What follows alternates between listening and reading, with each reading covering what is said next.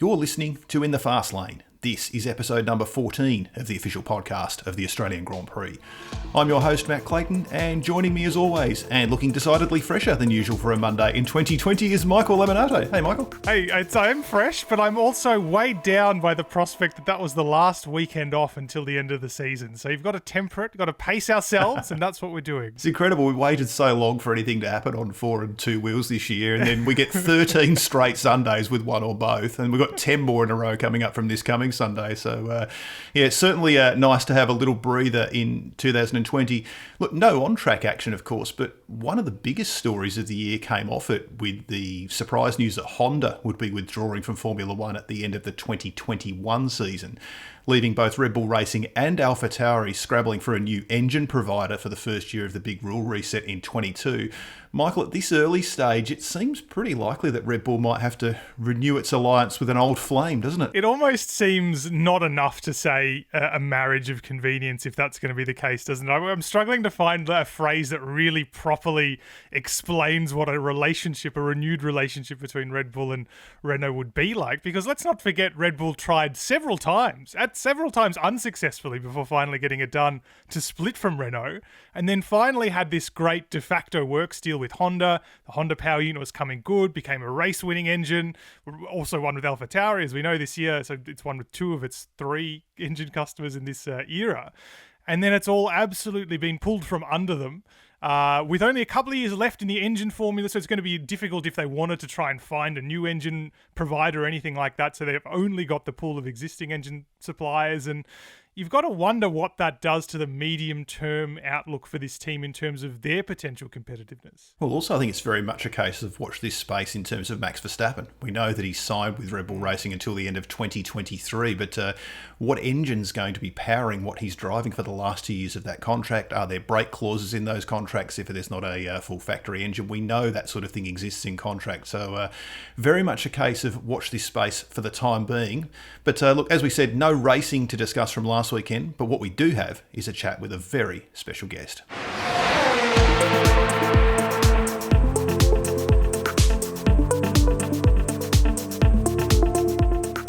Joining us on this week's episode of In the Fast Lane, there are so many ways we could introduce our special guest this week that narrowing them down sells him short. So we'll go with 3-time Formula One world champion and one of the most respected and enduring names in the history of the sport. It's a very warm welcome to Sir Jackie Stewart. Sir Jackie, good morning. Oh, good morning or good evening to you. Indeed. We'll give you a simple one to start with. Your first F1 season was 1965, and to my recollection, you've probably never stopped travelling since, really, with your involvement in the sport and your business and commercial interests. How has 2020 been for you with not being at races and the strange state of affairs we're in because of the COVID pandemic? Well, it is a change of life as far as I'm concerned, because my motor racing, in those days, racing drivers, by the way, Formula One drivers drove in other classes of the sport. So I raced a lot more than, let's say, the current generation of Formula One drivers. So we were driving touring cars, sports cars, Formula 2 cars, Indy cars, Can-Am cars, and therefore it was a different world altogether. And here we are now with me sitting in my study, and I haven't been to a motor race since I came down to Australia for the Grand Prix. And of course, on the Friday morning, it was announced that the Grand Prix was off. So I haven't been to a motor race since then. It's a strange world for me, but on the other hand, because I'm still connected with Rolex and Heineken and Moet and Chandon, there are things we've been doing to try and find other ways of doing business while benefiting the relationships, if you know what I mean. So, Jackie, you're one of 10 British F1 champions and the most successful, with 3 titles behind, of course, Lewis Hamilton. Statistically, there's little doubt he's going to be sweeping up a lot more records as well over the next year and next 2 years, really. He's right on the cusp of the win record, of course. It's never an easy question to answer in Formula One, but in your opinion, has he done enough to make himself, or at least put himself in the conversation for greatest of all time? And is it possible to make that judgment across different eras in Formula One? I don't think that you can account that sort of level of success just because today there are 20, 22 races. Whereas in the old days when Fangio, for example, was racing, Juan Manuel Fangio, in my mind, is the greatest driver that's ever lived, with Jim Clark as the second greatest, even ahead of Senna. But those people only raced maybe sometimes 6 and 8 or 9 races a year in Formula One. They were driving sports cars, GT cars, etc., etc. But the World Championship now, Lewis Hamilton or any of the other top contenders today are doing 22 races or 21 races, but only in Formula One, not in touring cars, not in GT cars, not in Indy cars, not in Can-Am cars. So therefore, you can't really compare. I mean, I would still say that those 2 drivers that I mentioned, plus Senna as well, and of course, to a certain extent, Schumacher, but even he wasn't doing other races, where the Fangios were, the Sterling Mosses were, and certainly the Jim Clarks were, and so was the Jackie Stewarts. One year I was driving around the world like an idiot. I crossed the Atlantic 86 times to drive and do business in America as well as in the UK. Nobody would do that today. I mean, I had mononucleosis because of it. That's a blood disorder. I had a duodenal ulcer that hemorrhaged while I was racing. The pressure today is much more relaxed. Of course, they go to the factory and sit and do the simulator, but that's not quite the same. I mean, those 86 across the Atlantic, that was 27 of them with Concorde. So it's a different world. It's not the same playing ground, if you understand. It's obviously not just Hamilton who's running away with things at the moment. Mercedes is setting new benchmarks in terms of dominance for a team, and they've just about had everything their own way now since 2014. From your perspective, what is it that makes them so formidable? And as an aside to that, we've got the new rules coming in 2022 that are aimed at levelling the field. Do you think that the sorts of long stretches of dominance that they've had will ever be repeated, given we've got this changing rulebook coming? I hope not. Because it's not good for the sport. I mean, Lewis drives extremely well. Make no mistake. I'm not in any way diminishing his skills, but it isn't the same. When Fangio was doing it, and I mentioned him, and most of your listeners don't know who he is, but he was a wonderful Argentinian. He drove in such a way, it was quite extraordinary. He would choose Ferrari, and then he would think, well, Maserati next year might be good. So he never did more than a 1-year contract. And then he drove for Mercedes-Benz and won two world championships, I think, with them, because they were the best cars in the world at that time. But so also he chose very well the people he had driving for him. Lewis made a very good decision when he left McLaren at that time and went to Mercedes-Benz. And I take my hat off to him for making that decision. But frankly, the car and the engine are now so superior that it's almost unfair on the rest of the field. Now, you can't say that. You must take your hat off to Mercedes-Benz, to Toto Wolff, and of course, Niki Lauda before that. They were working together to make one hell of a team, choosing the best engineers, getting the best money that most other teams couldn't get, apart from, say, Red Bull. Now, therefore, it's not quite the same respect, if you like, of being able to do it in less than the best car. And that's where sometimes there was the difference between the very, very great drivers and the ones that were very successful. So it's difficult to say that about Lewis not being as good as, say, Fangio was in my mind, and a lot of people would find fault in that. But I've been watching motor racing. Luckily, as a wee boy, my brother was a racing driver, and I was going with him to races and seeing Ascari and Nuvolari and Caracciola and people like that were coming to races. But some of the best racing drivers in the world I saw. Sterling Moss was certainly one of them, and he never won a world championship. because he never drove for the right cars. He always wanted to drive British teams, sort of thing. So it's difficult to put that in proper terms, although beating Michael Schumacher himself is a big thing for him, because Schumacher, again, shows very well from Benetton that were successful at the time, and then into Ferrari, and made Ferrari by the best engineers, the best designers, the best aerodynamicists. He really was a giant in thinking, apart from his driving. So to say that Lewis is the greatest driver of all time would be difficult for me to justify, if you understand me, in sheer power of what the other drivers were doing. One of the side effects of this period of dominance, which, as you say, we hope is maybe not going to be repeated in the future for the sake of the sport, is that there are very few other drivers getting a look in at race victories over the last couple of years. How do you rate the quality of the field of drivers overall in F1 at the moment? And do you worry that, given this stretch of dominance has been so long, that we're almost at risk of losing a generation of drivers who were in the right place but the wrong time? Well, that's a very good point, because I do think that I was lucky enough to drive in my window of time, that we had Jim Clark and Graham Hill and Jochen Rindt and my teammate Francois Sever and a few others who were really top racing drivers. And Chris Amon, for example, Jack Brabham. These were top racing drivers. We don't have that today, that you could identify these people in the very top of their profession, simply because today, if you have the very best car with the best engine, I mean, the great thing about my window of time was the Ford Cosworth. Everybody had a Ford Cosworth except a Ferrari, for example. And so therefore there was a level playing field that simply doesn't exist today.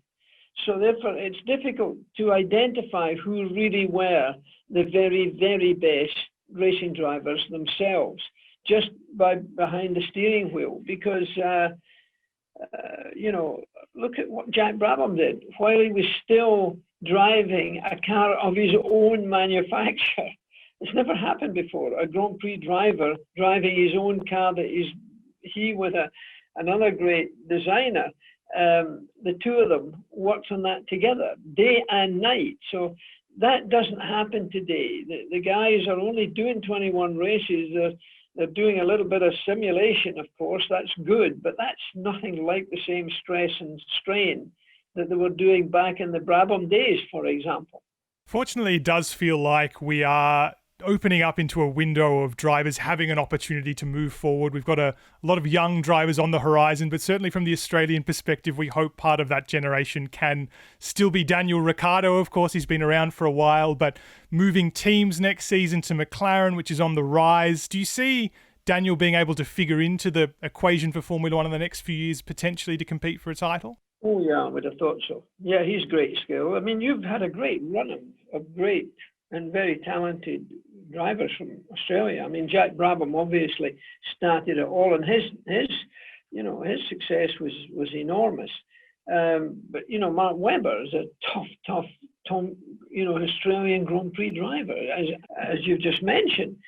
So yes, there's a chance that we can do that. For example, because of the Ford engine, most everybody was using the Ford engine, and they weren't giving anybody an advantage engine. Nobody got a special engine when Cosworth, two men, Mike Duckworth and Cosworth, they did not believe in giving one driver a favour of an engine that might be 5 or 6 horsepower extra, not 20 or 30 horsepower extra. So then it was a more level playing field. So I think it's difficult to assess now where everybody's going when the regulations may turn out to provide a better playing field, a level playing field. And you will still see people like Lewis Hamilton up front. Whether they could be up front as often right now, to be frank with you, first and second on the grid, I mean, occasionally you get another driver in there. An Australian isn't one of them right now, but a Dutch one is doing quite well from time to time. So therefore, I think we're going to see, if the new regulations play themselves well, I think we're going to see better racing. So, Jackie, you raced in an era where careers were significantly shorter for several reasons, some of them logistical, far too often for tragic reasons. I mean, I think you started 99 Grand Prix, which is fewer than Max Verstappen's done, and he's still only just 22 years old. I did want to ask you, you finished racing in F1 in 73, yet you've had an almost continual involvement in the sport since, and you've been the benchmark in so many ways in terms of staying interested and interesting in the sport with everything else you've done. Two-part question for you. Was there someone that you observed or a piece of advice that you received about post-driving life that stuck with you and has shaped what you've done since? And of the current generation or the generation that has recently stepped away from driving, is there someone else who you see having a long career around the sport, be it commercial or media, or another opportunity for them? Jim Clark was the person that I saw as the best racing driver that I ever raced against. And I learned a lot from him. Both of us Scottish. We had an apartment in London we shared together. Somebody gave us, another racing driver, John Whitmore, let us use it. So we spent a lot of time together. I learned a lot from Jim Clark. I was a competitive shooting guy before I became a racing driver. I shot for Scotland and Great Britain at Olympic Trap. And I learned good mind management. How to win, how to lose. I knew the mistakes that I made weren't going to allow me to win, but I knew how to repair them from another sport. So when I got into Formula One, I think I was better prepared than most people. But I think that my commercial side was probably more interesting than most drivers, in the sense that I had long-term relationships. Well, I was 40 years with the Ford Motor Company. Goodyear Tire and Rubber Company was 10 years, not so long. Moet and Chandon, I was the first to spray champagne in Formula One. I'm still with them, and that's 52 years I've had with them. Rolex, I'm still with them 53 years. Heineken's a short relationship. I've only been there 5 or 6 years, but it's going on.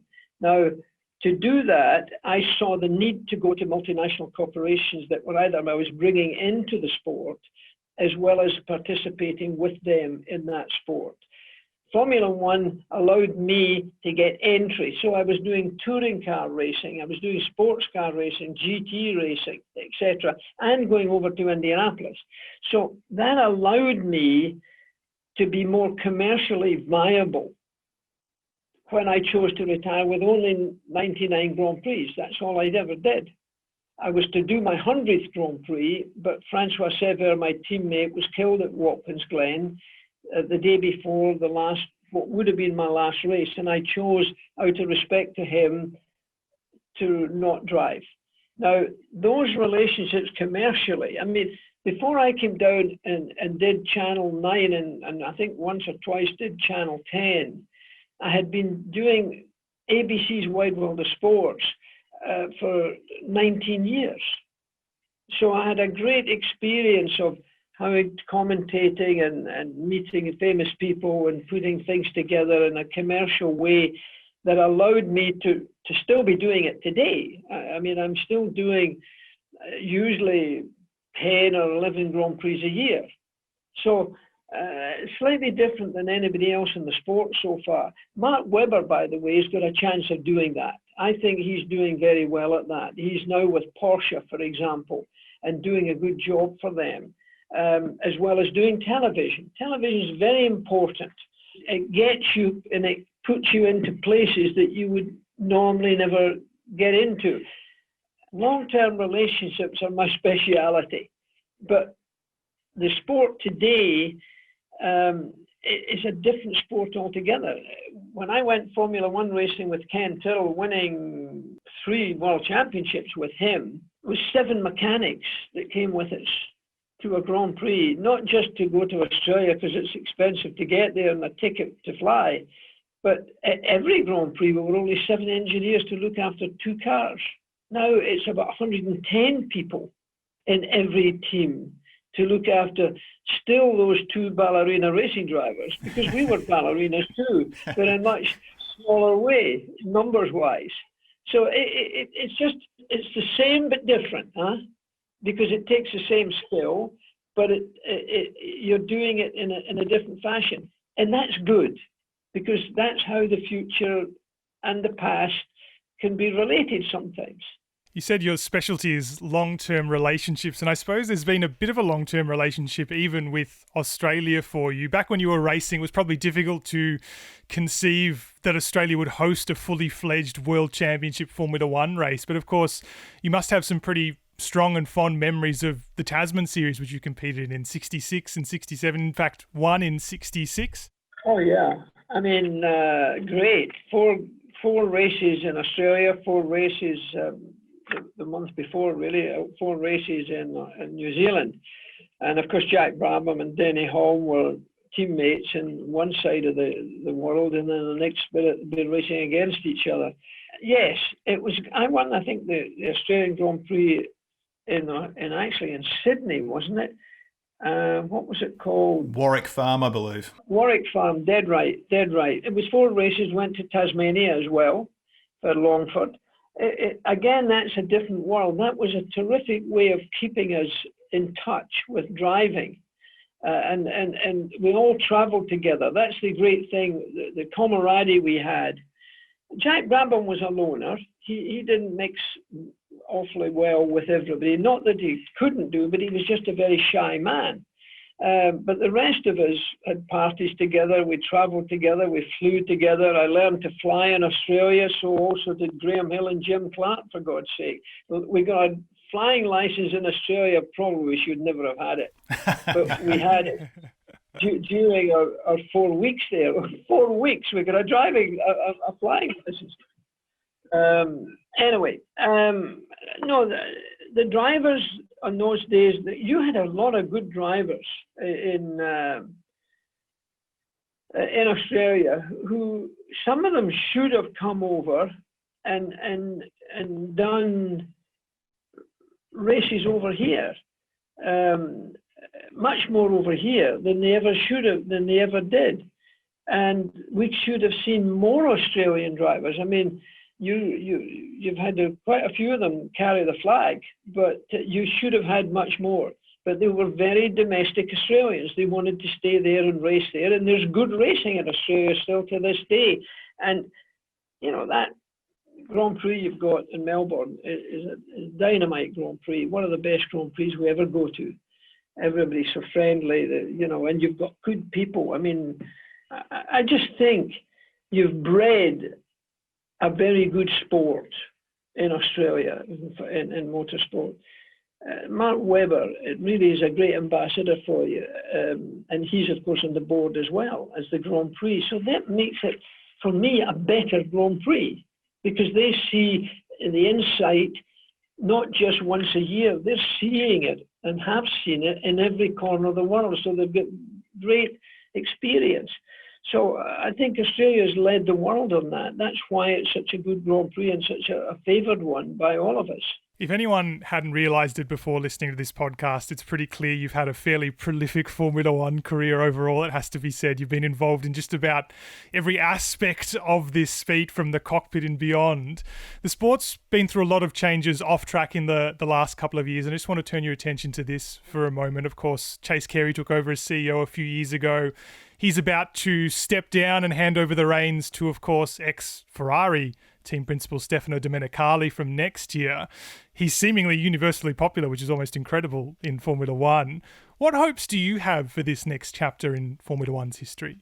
I think it's going to be great because the American company that owns Formula One now are in the entertainment business. They're in a whole lot of other businesses, and they've put a new light into Formula One in a way. It's definitely beautifully presented now. The major multinational corporations are seeing it in a far bigger way than they ever did before. I think Liberty have done a good job in changing some of the spirit of Formula One, and definitely the commercial side of Formula One. So I think it's going to get better because they're in show business as well. So they know they've got to bring people in. And I think now that Chase has been a good man, but it was a difficult thing for him to do because he didn't know what motorsport was at all. And under those circumstances, I think he survived very well and did very well. But now you've got a motor racing man who's gone away and become a seriously successful businessman with Lamborghini, running the company of Lamborghini.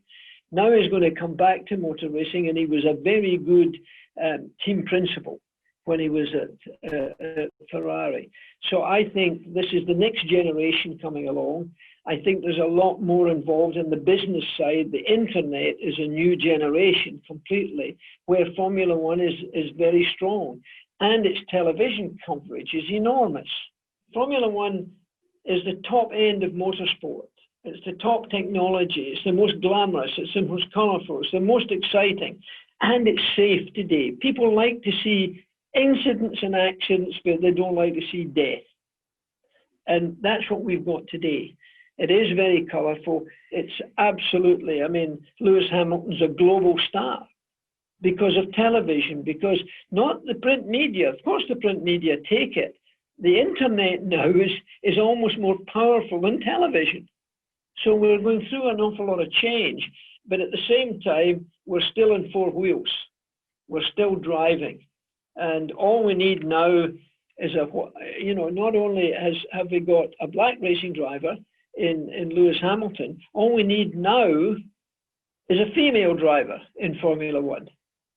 And that's not impossible if they start karting at the age of 8 and their family have enough money or get help from other people to develop into top line drivers. So it's a different sport than when I was doing it, but it's a better sport, I would say. Jackie, one last one before we let you go. There's no shortage of podcasts available for Formula One fans to listen to these days, hopefully including this one, of course. But I did want to ask you about a very personal project of yours, the Memories series that you've been doing for Race Against Dementia. You've had Daniel Ricciardo and Mark Webber on there as guests.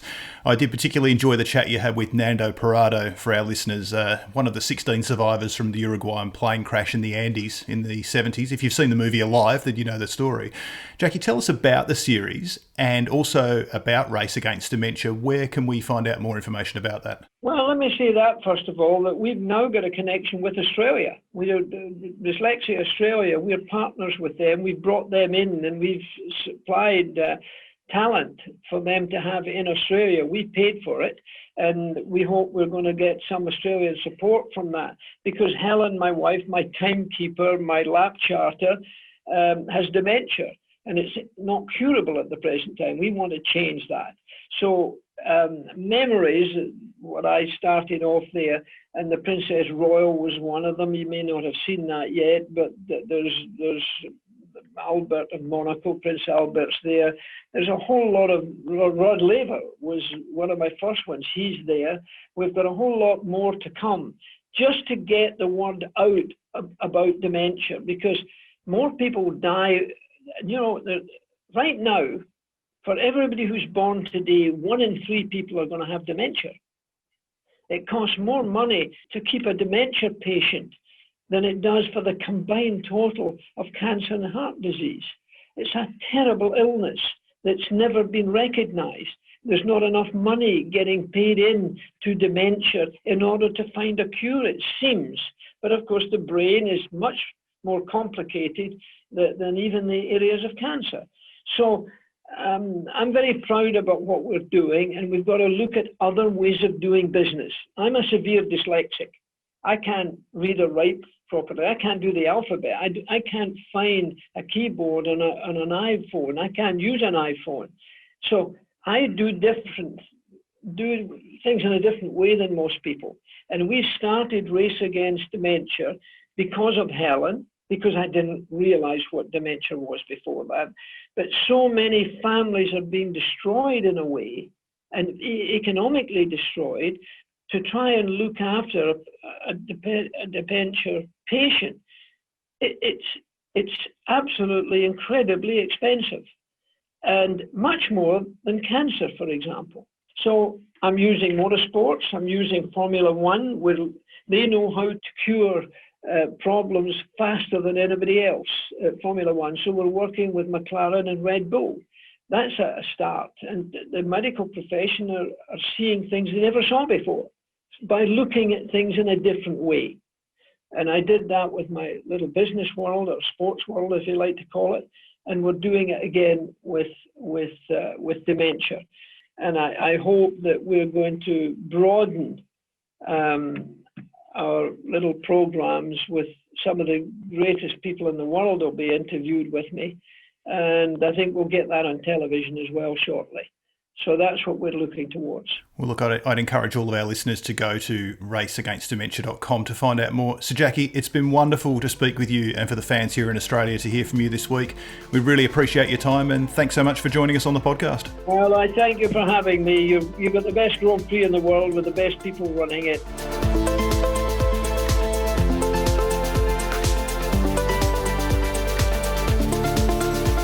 That's all for this episode of In the Fast Lane. Thanks for joining us, and a big thanks to this week's guest, Sir Jackie Stewart. We'll be back next week to wrap up Formula One's return to the Nürburgring for the Eiffel Grand Prix, while MotoGP is back in action at Le Mans in France, and we'll be joined by another big name guest from the world of motorsport. Until then, for Michael Lemonado, I'm Matt Clayton.